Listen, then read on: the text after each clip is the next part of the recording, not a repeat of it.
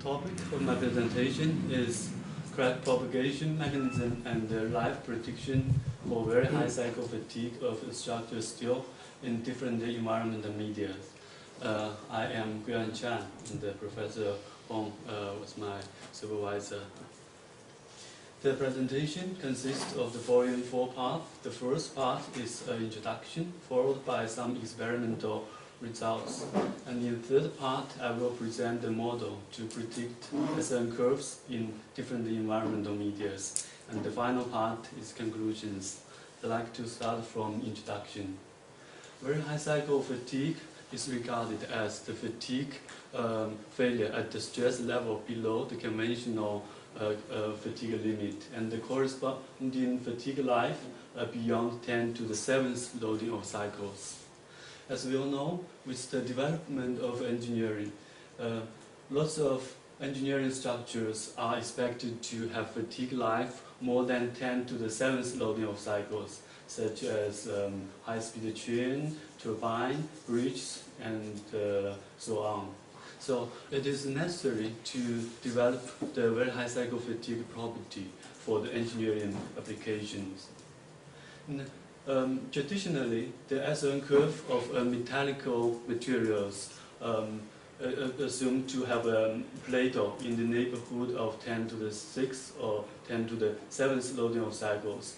And this Plato corresponds to the conventional fatigue limit, which means that when the material subjected to a stress which is lower than this fatigue limit, then the material will have an infinite fatigue life.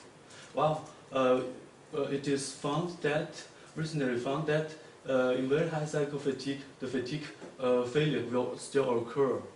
And then, then the SN curve will display a stepwise shape as shown in this red curve.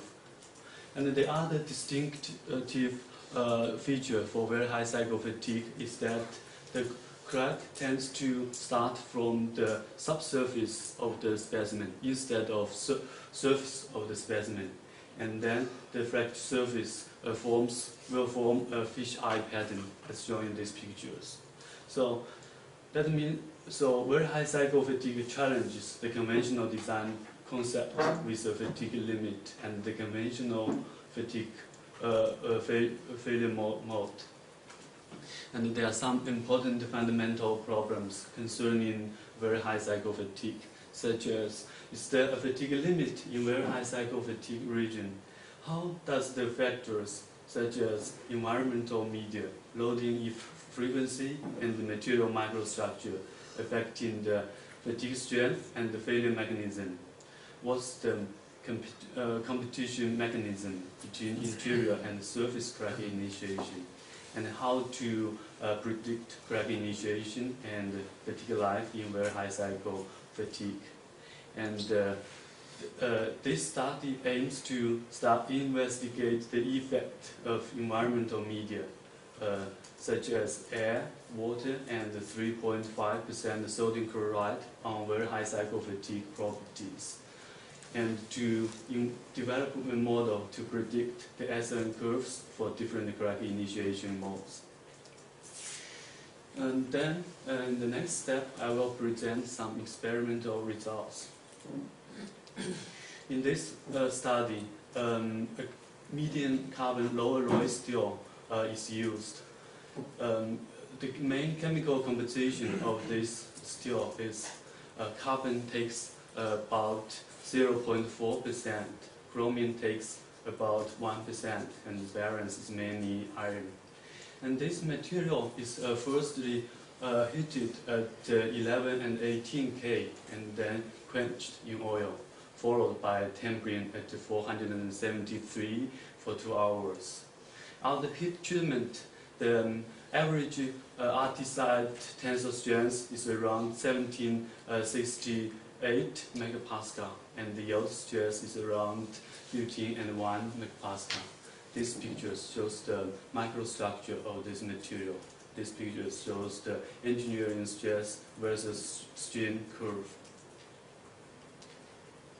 And For the fatigue analysis, the hourglass-shaped specimen is used in this analysis, as shown in this picture.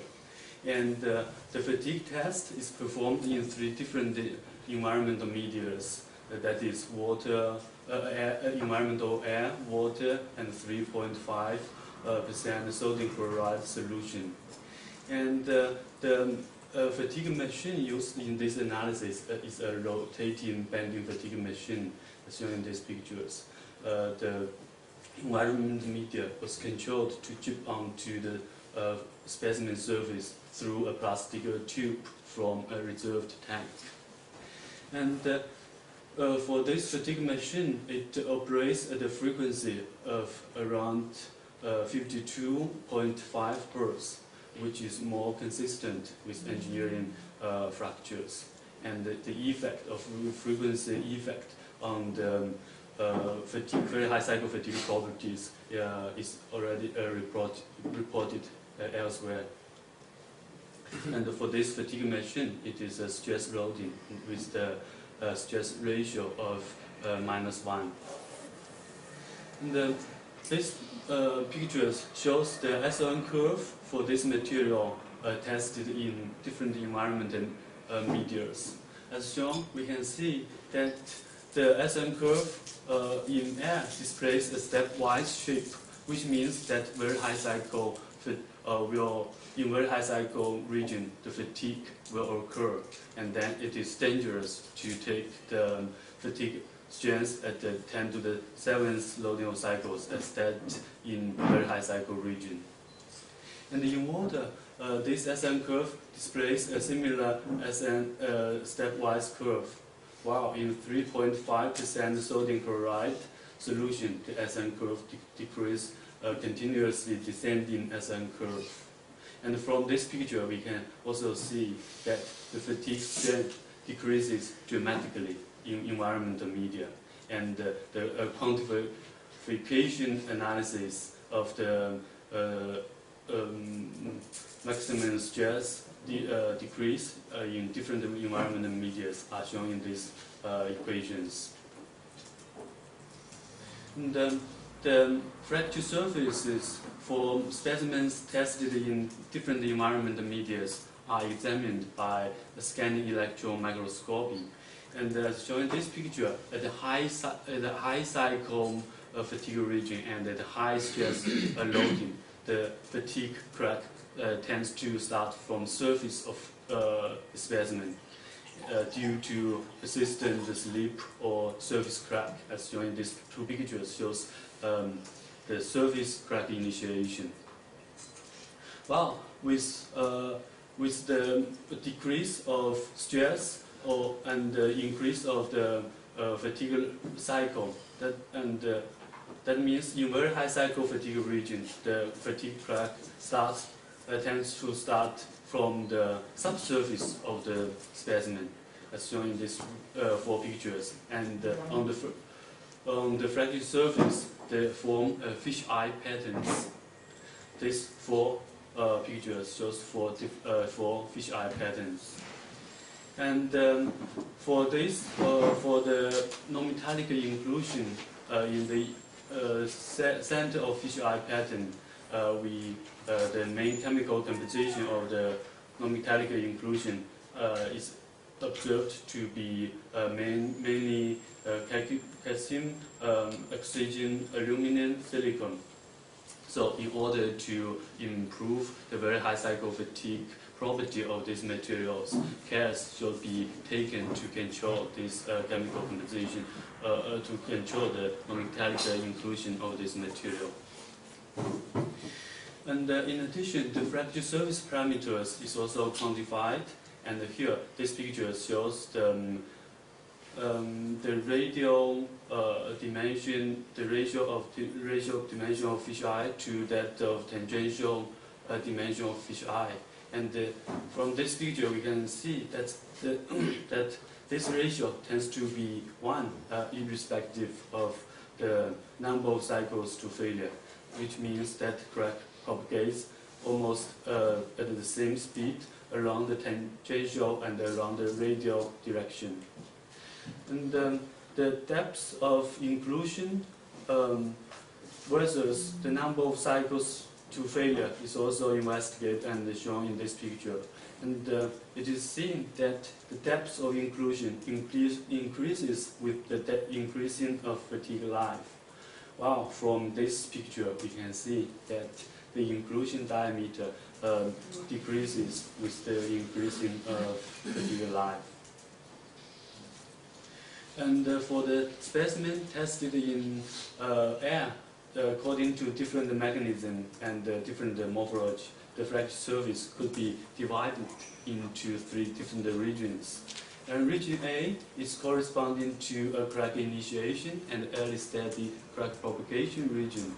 And in this region, the fracture surface displays a cleavage morphology. While region B is a crack fast, steady, and fast propagation region. And in this region, the fracture surface displays quasi-cleavage morphology. And the region C is a fast fracture region, which displays morphology of many dimples, as shown in these 3 pictures. And the stress intensity factor for region A and the region B are quantified by using this equation. And in region A is considered to be an elliptical crack, while region B in this analysis is assumed to be a circular crack. And then the stress intensity factor for these 2 points are calculated and shown in this picture. It is shown from this picture, you can see that the stress intensity factor of region B is corresponding to the fracture toughness of the material, which means here when the crack propagates until this point, then the final or the fast fracture will occur. And in addition, the plastic zone during the crack initiation and propagation is also quantified by using this equation. And here, delta K is the stress intensity factor amplitude. Sigma S is the yield stress of the material. And from this quantification, we can see that in region A, the plastic zone is corresponding to 2 to 3 grain size of this material. And so in this region, and the microstructure of this material serves as an obstacle for the crack initiation and propagation. Well, in region B, the plastic zone size corresponds to more than 10 grain size of this material due to the increasing of the crack driving force. So the fracture mechanism changes with the crack driving force in this analysis and display different morphology, fracture morphology. The stress intensity factor amplitude for inclusion and the fisheye is also quantified by the Murakami model by using this equation. And this stress intensity factor amplitude is shown in this picture. From this picture, we can see that the stress intensity factor of fisheye is relevant to the threshold of the stress intensity factor of this material, which means that the crack initiates from inclusion and propagate to fisheye. This is a process of small crack. Well, for the fracture surface, for the specimen tested in environmental media, in water and in 3.5% sodium chloride solution, the fracture surface is observed to be multi-site crack regions. Here, as we can see, these 2 pictures shows microscopic fracture surface of these specimens. You can see along these circumferential directions, there are many crack regions that initiate and propagate, and then they will lead into a final fracture from the center of this specimen. And the crack originations for the specimen tested in environmental media are also studied And it is shown in these pictures that the surface crack initiation associated with a subsurface microvoids are dominant for the crack initiation. Specifically, the microvoids, the formation of microvoids for this specimen tested in environment media are mainly due to the cohesion of the non-metallic inclusions with the matrix of the material due to this environmental effect. And for the specimen tested in environment media, the fracture surface could be divided into 4 different regions, as shown in these pictures. Region A is mainly a crack initiation and early propagation region. It displays a transgranular cleavage morphology, while region B displays intergranular region, and this intergranular fraction takes about 35%, while this ratio increases to 75% in region C. Region D is a faster fracture region, and it displays typical dimple morphology.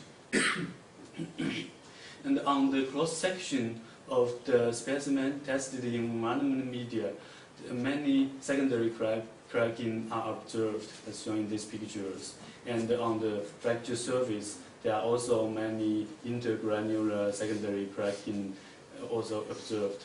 And this secondary cracking, along with the intergranular cracking propagation, due to is attributed to the hydrogen-induced cracking, and these are typical features for hydrogen-induced cracking in environmental media for high-strength steels. Based on the experimental results, the model is proposed to predict the SN curves in different environmental media. Here, from the preceding experimental analysis, we can see that the crack initiation associated with inclusion, non-metallic inclusion, is due to the weak boundary between the non-metallic inclusion and the matrix of the material. Then we use the Tanaka model, which assumes that when the stored strain energy under the cyclical loading equals to the surface energy for a crack initiation, then a crack will initiate. And then from this Tanaka model, the interior crack initiation cycle associated with the non-metallic inclusion could be written as this function. Here, L is the grain size, Wi is the surface energy related to interior crack initiation, and delta Ui is the unit increment of the dislocation energy, which is a function of grain size L, inclusion size R, applied stress delta sigma, and the resistance of dislocation movement K, which is also correspond to the yield stress of the material. And then the interior crack initiation is further normalized and derived as a function of phi and psi.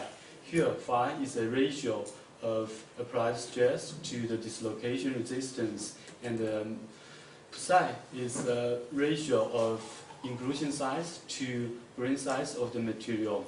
And then we quantify the relationship between Ni and with phi and psi, and the relation are shown in these pictures. From this picture, we can see that the interior crack initiation increases with decreasing of phi. That means the interior crack initiation cycle increases with decreasing of applied stress or increase of the yield stress of the material, and this trend is in agreement with the experimental observations. And in addition, for a certain phi, that means for a given loading state, the interior crack initiation cycle decreases with increasing of psi. That means the interior crack initiation cycle will decrease with increasing of the inclusion size, which is also in agreement with the experimental observations. For the surface crack initiation cycle, the fatigue life crack initiation cycle is derived and shown in this equation, and it is further normalized and shown as a function of phi and kW. Here, phi is the ratio of the applied stress to the dislocation resistance of the material. Kw is the ratio of surface energy for crack formation at the subsurface to that at the surface.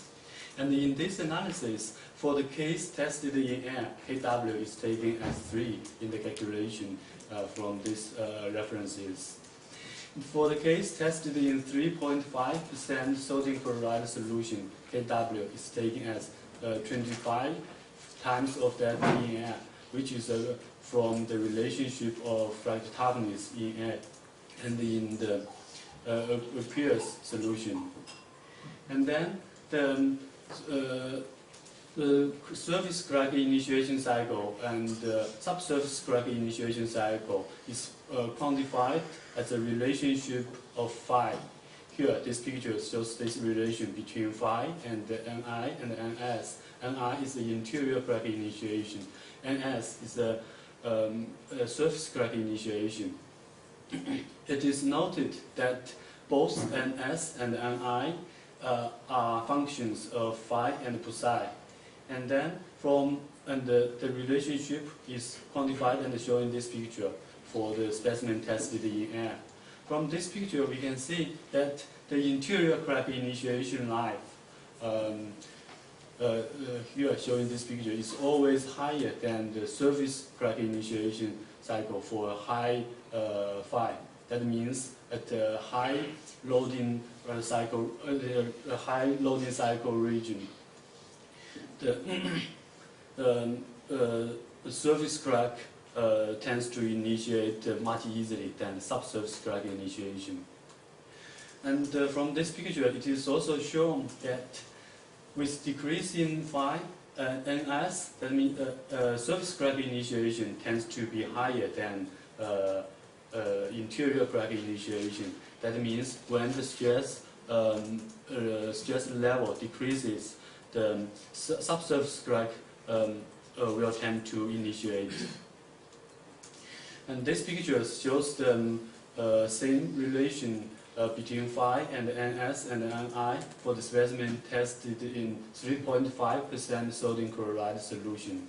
And from this, by comparing these two pictures, we can see that a similar trend is also found for the specimen tested in 3.5% sodium chloride solution.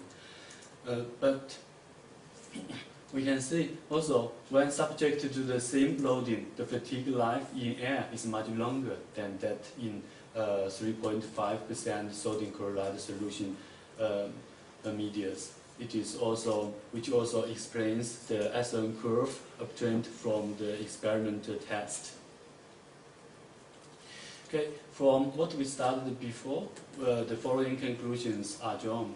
Firstly, the aqueous environmental causes remarkable degradation of fatigue strength, and different fracture surface characteristics have been observed.